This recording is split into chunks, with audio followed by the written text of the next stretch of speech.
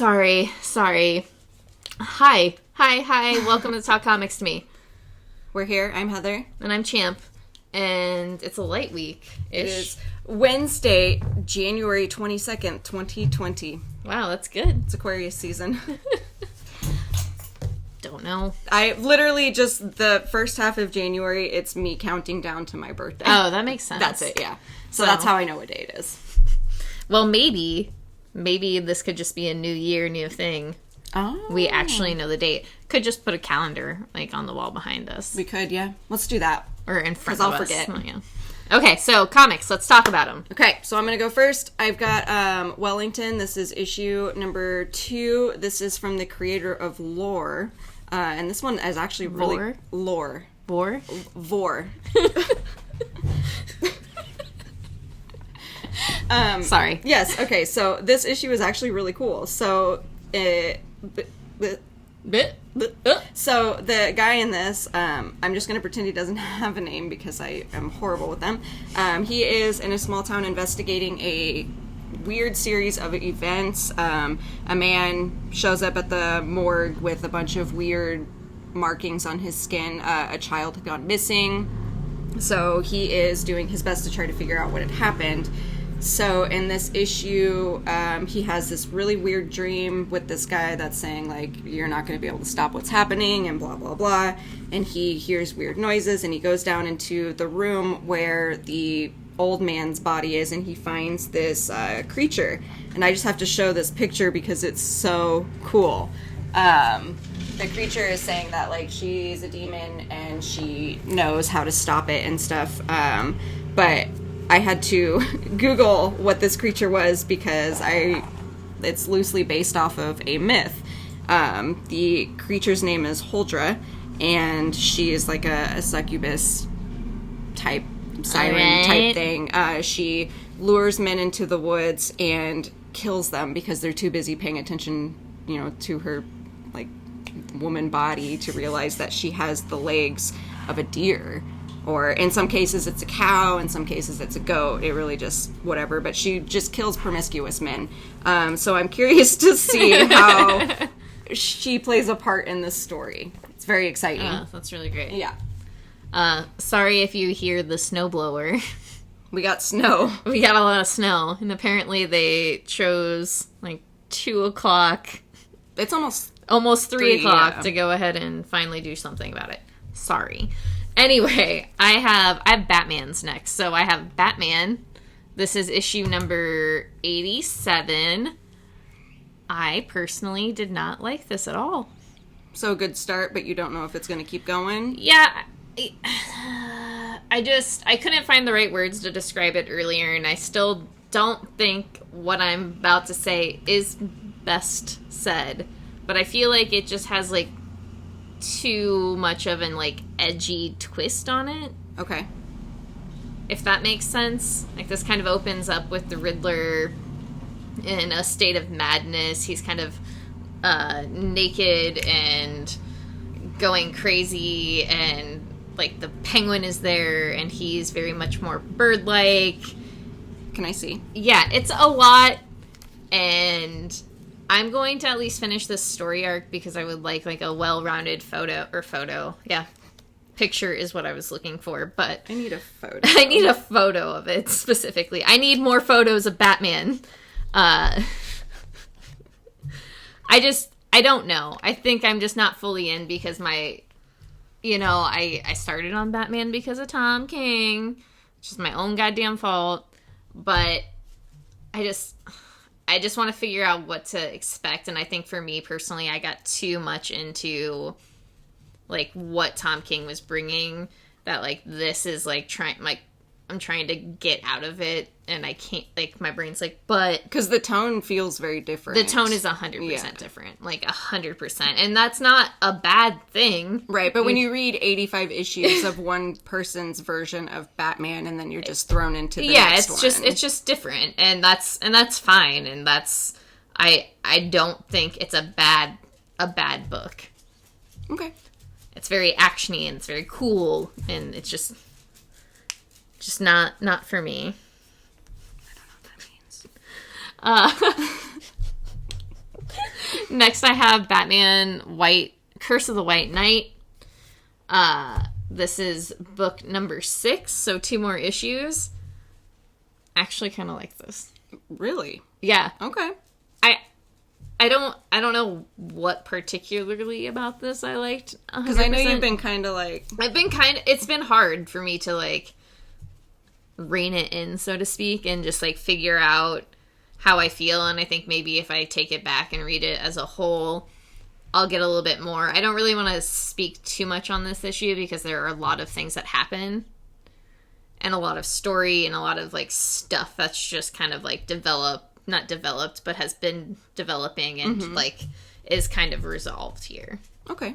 And a lot of, like, the plot twists and stuff is here. So maybe that's why I liked it, just because it, like, kind of revealed itself a little bit more. And it's coming to its conclusion. I feel like also I've had a little bit of a hard time with, like, the voice he writes women in. And I don't think it's, like, bad. I just think it's somebody trying to write a strong woman character, which is fine. I just don't think that's, like, their strong suit, if that makes sense. Yes, I get that. And it's... I know what they're trying to say. It's just... not done in the way that you think it should. Yeah. Which is, once again, personal opinion. Doesn't matter. My opinion doesn't matter. You're listening to me, but it doesn't matter. We just give our opinion. Yeah, we just give it out. But overall, yeah, this issue kind of... I felt better about that voice. So, okay. That's all I have to say about that. So, next we both have Middlewest. This is issue 14. Our boy Abel is working on a farm. Oh. Yeah, it's a farm. It's a farm, yeah. For the bad guy. And in this, he and all the other runaway / kidnapped kids that are there on the farm, they have a heart-to-heart, and you get to figure out what everyone else's story is, and it's they're just as sad as Abel's. Yeah, everybody has just lived a shitty life, and I think it kind of helps Abel realize that he's not the only one. Not that he thought he was the only one, but I think it just, like, kind of puts him in his place isn't the right word either, but it puts it all into perspective. Yeah, it does put it all into perspective for him, and just how much everybody has gone through to get to where they are, and how they're just kind of looking for a family. And yeah, and there's one part in here that I thought was really cool, because Abel's talking about constantly how he's just a bad person, and he has this moment where he can make a choice, and that choice can take him down 2 different roads depending on, like, what he chooses to do. And I love that despite the fact that he keeps thinking that he's a bad person, he keeps making good choices. Yeah, and it's not just for him at this point. No, it's for everybody else. Yeah, I think it's the thing I think about all people is that we, like, you know, we all have, like, this little speck in us at least. We've all got dark and light. Yeah, we're all onions. As Shrek says. Okay, we're... Yes, that's what it is. We're all Shrek. That was the point of that, right? Yeah, okay. Yeah. We're all Shrek. We're all really great ogres who have a good time. We're all Mike Myers. Yeah. I love that. We all have a little bit of Mike Myers in us. Speaking of, I only stayed with my childhood doctor for as long as I did because his name was Michael Myers. I used to watch Austin Powers before going to bed constantly, and probably to this day could probably quote it. Like, oh no, I still do. Every single one, all the time. I used to, like, practice the opening dance number. From the first one or the Spy Who Shagged Me? The first one. Okay, we're gonna keep going. This is totally off topic. So I have Vampire State Building. This is number 4. This is actually the last one. I didn't know it was going to be a 4-part series. I thought there was at least one more. Yeah. The conclusion is concluded. Do they get out of the building? No. Well, I mean, they did eventually, but it's like, so for those of you who don't know, the Empire State Building has been overrun with 3,000-year-old vampires. After they're having a young person party in the Empire State Building. Yes.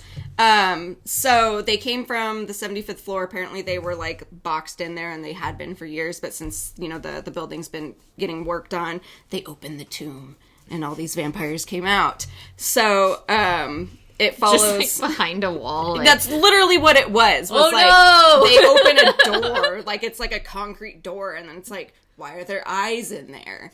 And then it just How gets had overrun. nobody ever opened that door before? It was like behind a wall. Okay, so it was literally a Yeah. Oh my god. Yeah. Okay. Sorry. It was cool. So it follows the main character is a man named Terry. Got that right. Well, that might be the girl's name. Anyway, it follows a man and his girlfriend / ex-girlfriend. They've been having some problems. This is a bonding experience for them. Her dad is one of the people who works on the building, so he knows the layout and stuff, and he's like, quick, get to the 75th floor. The seven. Which floor was it? Get to the 75th floor. So they get down there and they seal themselves into the tomb. The building gets set on fire and they somehow survive. That sounds incredibly unsatisfying in the end. It was. It really was. I'm sorry. It's okay. It's vampires. I'm never satisfied with the way vampire stories end. I get it. I read, you know, the trilogy of Interview with a Vampire. Oh, yeah. Vampire Lestat, Queen of the Damned, and then just... You want to know which series did not let me down, though? I'm gonna go. I have Basket Full of Heads. This is issue number 4. I've just been randomly reading this one. Mm-hmm. And I don't know, I still really enjoy it. I still, like, the tone, as I have said before, is just really, like, reminiscent of, like, a 70s, 80s horror film, and I don't know. There's something about it I just really like. It's probably the art a lot, honestly. Yeah, I read issue number 2. Why didn't you read issue number 1? I forgot. I had 2 available, so I just read it. Well, issue 2 is better. Yeah, that's the one where she chops the head off for the first time. Yeah. It was good. So if you don't know, in this book, the idea is that this young man has been kind of doing a part-time job for a small town police station, and his girlfriend comes to visit him before they leave. Some criminals break out of jail, and she gets this axe and can cut people's heads off, and their heads live, and they talk to her. So she carries them around in a basket and makes friends. Yeah, sure. Kind of. That's what I would do. Look at my basket full of heads. They're all my friends. Okay. Right. So next we have Once and Future. This is issue number 6. This is the last one. This I love. Yeah, no, I love it. This was a really great, like, ending. I mean, even if it hadn't been put on to, like, be continued, I would have been probably satisfied with this just, like, short little 6 issues. Yeah, no, it's, like I said, it's very satisfying because you get Duncan at the beginning of the story where he's almost scared of his own shadow, is what it seems like, and then you get him at the end where he's like, all right. He just kind of, like, comes to that realization of, like, what he has to do, and it doesn't really matter at this point. Mm-hmm. He's gotten this far, like, he's kind of fumbled his way through it, and I feel like up until this issue, he hasn't really felt confident in himself until hearing, like, this whole story of his life. It's so good. It's so good. It's so good. I feel like I haven't enjoyed a comic this much in a while, but there's been a few, like, as of recently that have come out that I feel this way about, where I'm just like, this is why I read comic books. Yeah, and honestly, put Dan Mora on any book and I'll read it. Yeah, that art is wonderful. Yeah. It's so good. But yeah, this is it's supposed to be 6 issues, but it's like a to be continued type thing. So there will be more, just not sure how many more. So I would definitely recommend this to everyone. Yeah, once the trade comes out, totally pick it up. It's, especially if you like fantasy shit, it'll be right up your alley. Sassy grandmas, double up your alley. Cute redheaded boys. You got it, dude. Into it. Okay. I don't even know how to explain this one. This is Heartbeat number 3. I still haven't read issue number 2. It's like on my table to read. Okay, I'll leave this one for you too. God damn it. Okay. So there was a death. It kind of looked like a suicide, and it was the main character, her old best friend type thing. She kind of grew up with them. She sees what happens and realizes it's not an actual suicide, and she is obsessed with like blood. Okay. The essence of blood. It's a reoccurring thing throughout the series. Like, she cuts herself. She just loves blood. So the guy that she had seen... Is she a vampire? I hope this is a vampire story, because they drink each other's blood. They have to know how unsanitary that is. But anyway, she kind of starts seeing the guy who had killed her friend.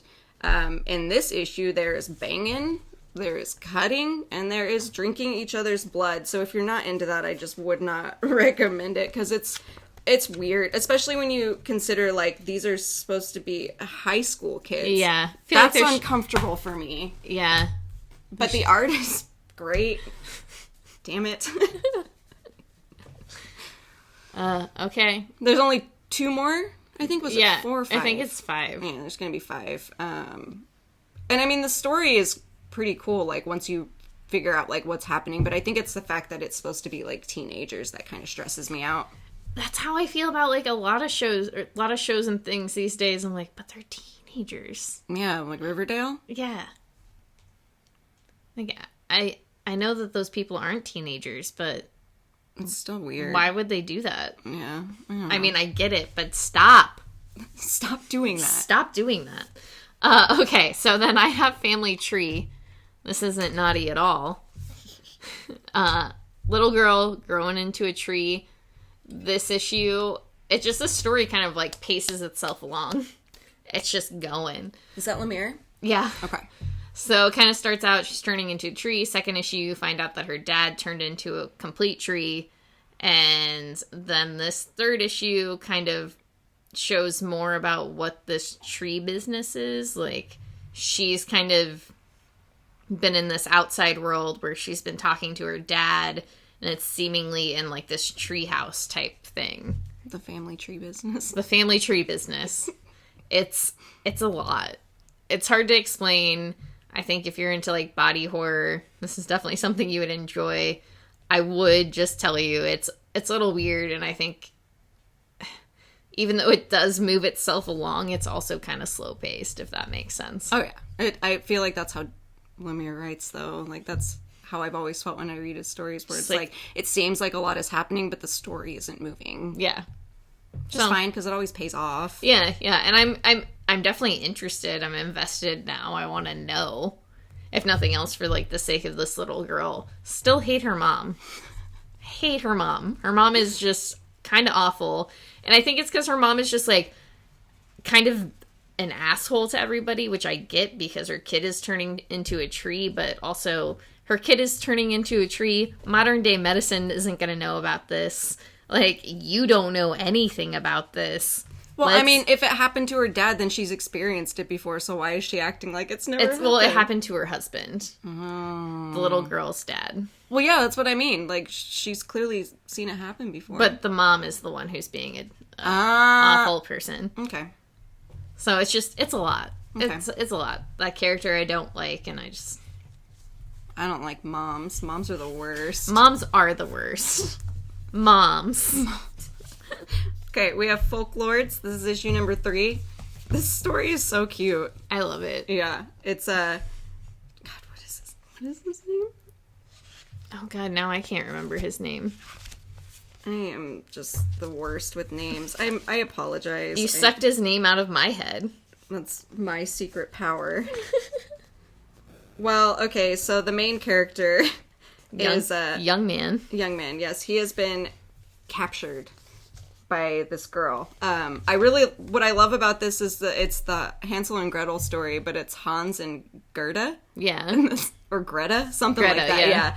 Yeah. But it's their own weird take on Hansel and Gretel and what the candy does to you. Yeah, it's really great. Yeah. It's really, really wonderful. And I think this just moves the story along and kind of getting to know, like, what's actually going to happen and maybe where the end goal is.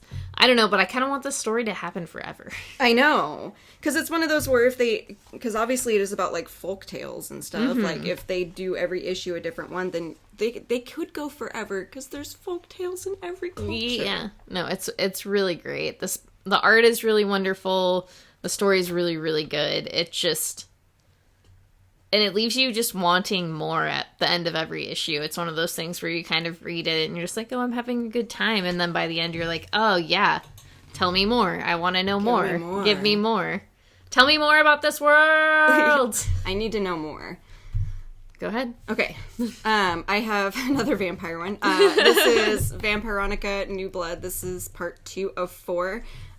This really is still just Veronica Large just trying to... Veronica Large, trying to find out more about her history of, like, being a vampire and how it worked in her family and stuff. And that's, like, Archie kind of overhears her having a conversation with someone and knows that she's hiding something from their friends because she keeps, like, leaving.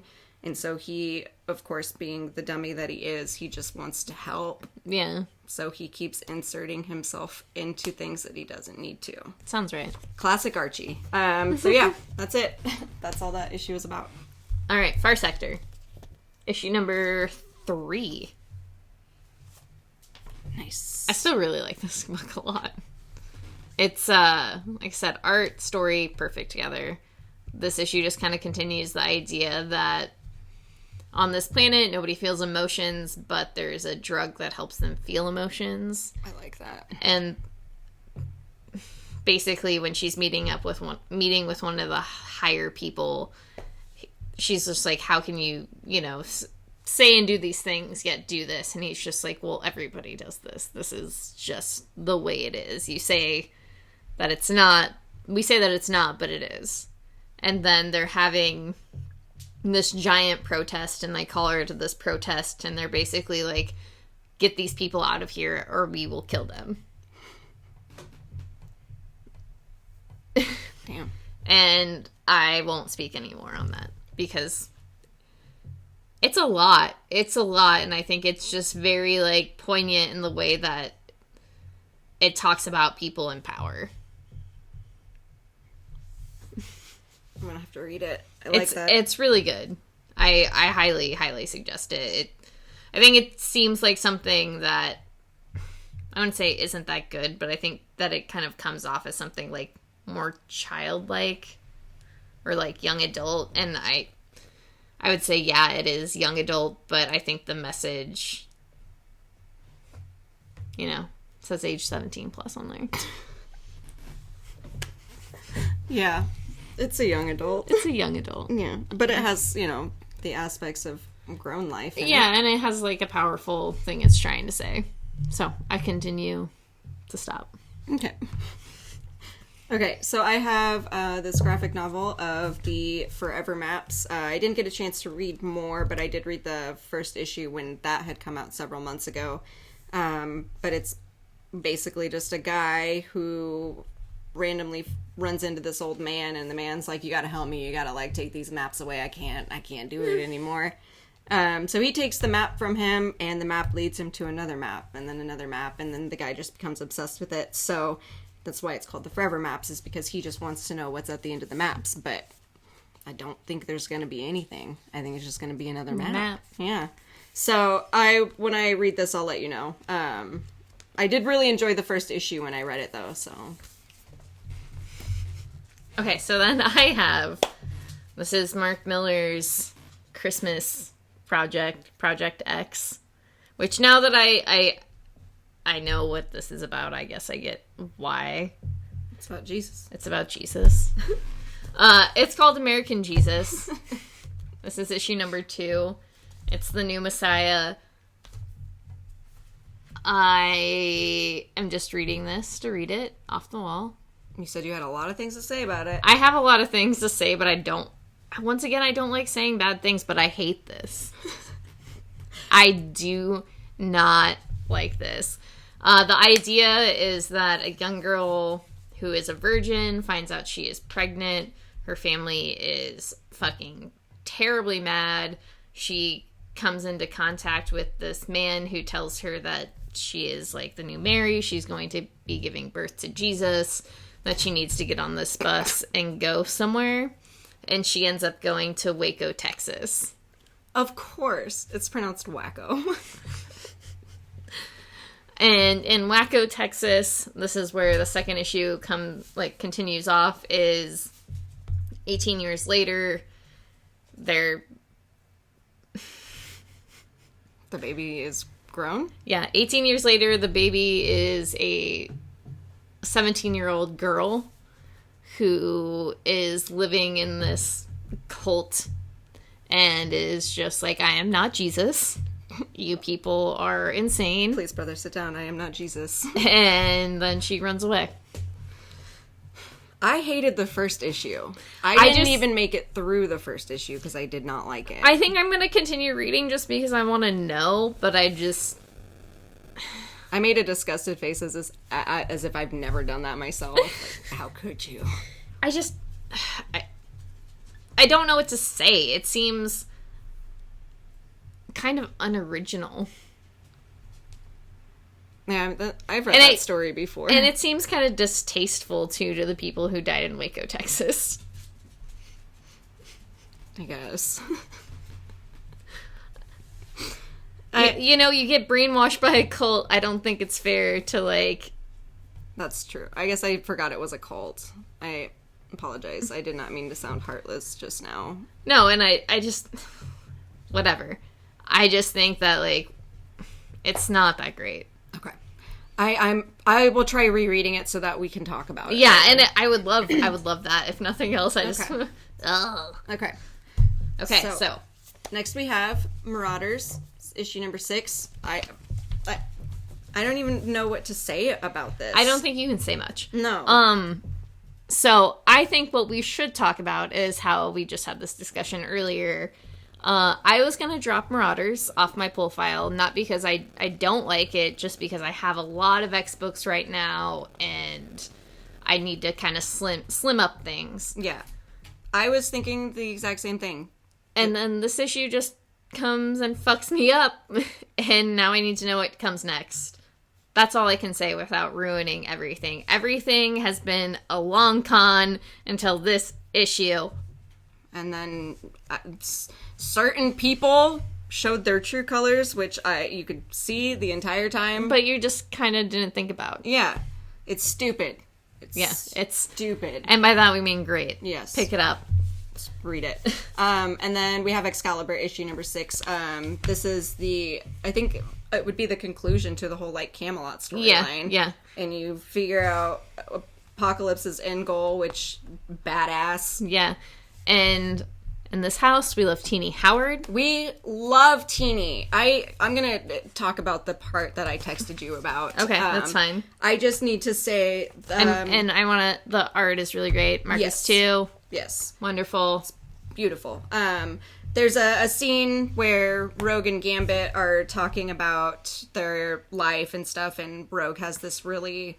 really insanely cool view, I guess, where she's talking about how a lot of people expect them to, like, start having babies, and it started happening, like, when they got married, and how she just doesn't know if she ever wants kids. And I thought the whole conversation was just beautiful, because as someone who is married and who got married, people were always like, oh, when are you having kids? And I'm like, no, we're not going to. And I loved having a superhero and my favorite X-Men have this conversation and be completely understanding and be on the same page with that kind of stuff. I love it. And like I said to you, I think it's especially poignant being, like, what the goals or the rules are in Krakoa. Yeah. Like, one of the main ones being to, like, procreate, like... So it's almost having that, like, weird obsession to it still. And I don't know. Yeah, this issue really... Out of all of the issues of Excalibur, it was probably the best. Mm-hmm. And Apocalypse is great. His end goal was wonderful. He's still on their side. Yeah, he's still just that wild card, though. Mm-hmm. But love this book. if you get a chance to pick up the trade, I would definitely do that. Yeah. It was worth it. Yeah, Teeny did a great job. Yeah. Okay, so we love Teeny! We love Teeny. Okay, that's it. So that's it. It's Wednesday. Go buy comics. We love you. Talk to us about it. Talk to us sometime. Oh, God. But don't really, because we're bad at that. We're so bad at talking.